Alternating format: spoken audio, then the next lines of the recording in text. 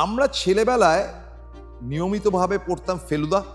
আনন্দমালা প্রত্যেক বছর পুজো বার্ষিকীতে বেরোতো প্রফেসর শঙ্কু।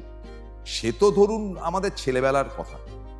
তো ওইটা দেখতে দেখতে যখন আস্তে আস্তে কৈশোর থেকে যৌবনের দিকে যাচ্ছি, তখন কিন্তু আমার মনে হয়েছিল যে ফেলুদার যদি কোনোদিন সত্যজিৎ রায় সিনেমা করে তাহলে নিশ্চয়ই সৌমিত্র চ্যাটার্জিকে নেবে। কারণ ফেলুদার যে বিবরণ, সেই বিবরণটা হচ্ছে কি তিনি অবিবাহিত, তিনি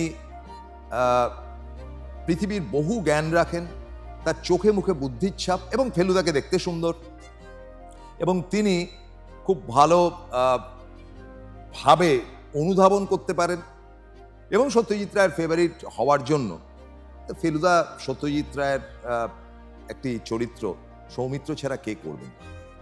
এবং অদ্ভুত ব্যাপার, বিশ্বাস করুন, যখন প্রথম সোনার কেল্লা ছবি তৈরি হবার কথা, তখন একদিন খবরের কাগজে বেরোলো যে সোনার কেল্লা বানাতে চলেছেন ছোটদের ছবি সত্যজিৎ রায়, অভিনেতা হচ্ছে কি সৌমিত্র চট্টোপাধ্যায়। আমি কিন্তু আশ্চর্য হই।